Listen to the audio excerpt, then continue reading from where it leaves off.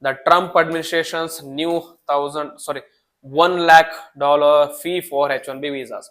So we already made a dedicated video on what is this H-1B visa and what will be its impact on H-1B impact of H-1B visa fee on Indians, USA as well as India-USA relations. Today we'll discuss how it is going to impact IT firms and big tech models. How Trump's H-1B visa or fee threatens India's IT and big tech models. Not only how it impacts India, but also how it impacts USA as well. So, what does the polity do? What is the policy? It imposes 1 lakh or $100,000 annual fee per new H-1B visa. Okay, only for new H-1B visa, very important. It is not applicable for the people who are continuing the H-1B visa. It targets labor arbitrage model where Indian engineers are brought to the US at lower cost. I have explained in the video detail what happens in why Indian laborers are lower compared to the local laborers in USA. Next, it applies only to new applications and not existing visas. So, why it hits India's IT firms hard? What was the traditional model? In the traditional model, Indian IT firms such as TCS, Infosys and Wipro relied on cheap H-1B filings, few $1,000s each. Filings, the few $1,000s each. Imported engineers from India and offered clients a competitive rates. Okay, they used to cut cost in employees. They used to cut cost in H-1B visa holders so that they can offer clients a competitive rates. Who are the clients? For example, the company where I was working for Tech Mahindra, the client was Bombardier Aerospace. So what they used to do is they used to hire Indians in Canada at a lower cost compared to the local people at a lower cost, and whatever the cost cutting they were doing, taking out the profit margin, then they were going to provide services at a lower cost at a competitive price so that the tender goes to Tech Mahindra. So that is what they are cutting down the cost in employees so that they get better competitive rates for their clients. Next, new reality is now this cheap H-1B filings has been increased. That is, at $1,000 per visa, mass filings are uneconomical for these Indian IT firms. So firms face two bad choices. One is rise prices, that is lose competitiveness versus US firms. Other is shift offshore, that is move entire functions abroad, cutting even more US jobs. Okay, so there is two options. One is for them only, that is we can increase the prices, make it uncompetitive. That is the tender we are going to give for the clients will be uncompetitive, it will be costlier. Or else they can take or shift away their whole firm back to India or back to any other countries, where it is not only going to hurt themselves but also hurt USA. How? There will be fewer jobs, there will be lesser jobs. They are not going to hire neither Indians nor USA people in USA.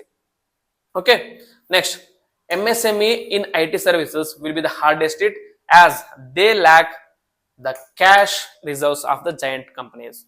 Okay, MSMEs in IT services and also the startups in IT services will be the hardest hit because they do not have the cash reserves of the giants like TCS, Tech Mahindra, Accenture, etc. Next, what will be its implications for US tech companies? Okay, that is the implication for Indian firms.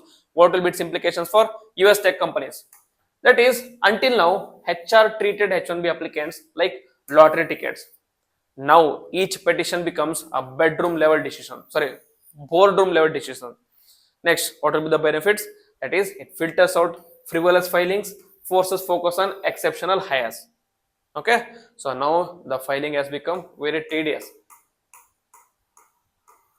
With this price tag also comes tedious process. So what they will do, instead of hiring Indians at this cost, they are going to shift their focus on hiring the local people, who the Americans, meaning they don't have to go through this tedious filings and also they don't have to pay this huge amount of visa fee.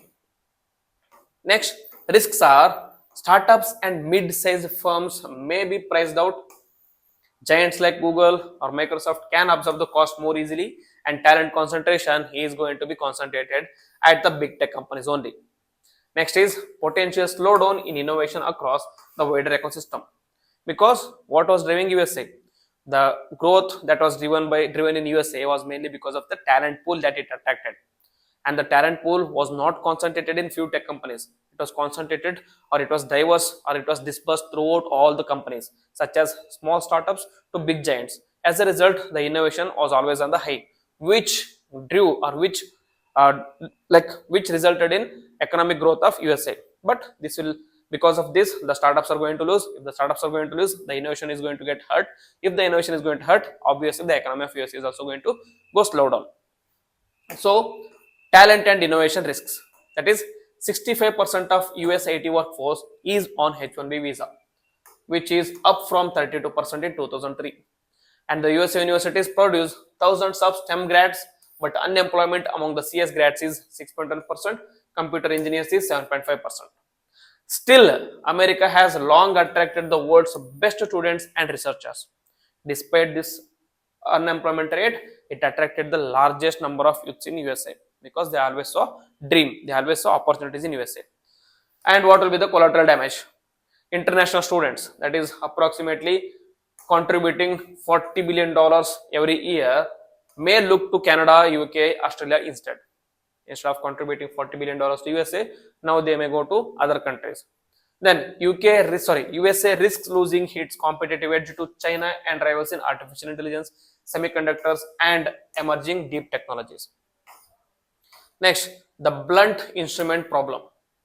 That is, the policy is a sledgehammer and not a scalpel. What is a scalpel? Scalpel is used by a precision surgeon, which is going to do a particular jobs. But here, this policy is being used as sledgehammer. Okay, it is not focusing on any one particular people, any one particular section of the society. It is focusing on all the H-1B visa holders, be it Indians, Chinese, be it students, be it employees, or be it workers.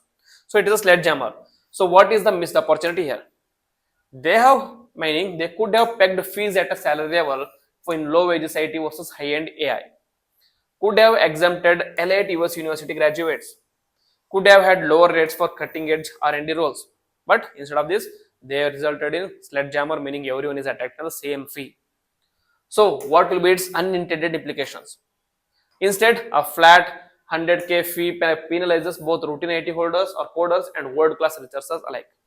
Okay, so unintended consequences of this.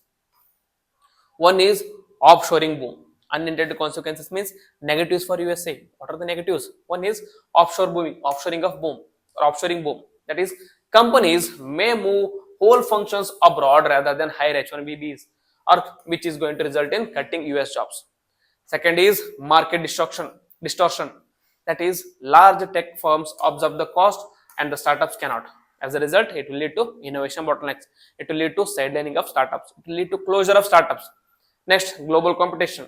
Canada, UK, Australia lower the barriers as USA raises them, which is going to result in brain drain from USA to these countries.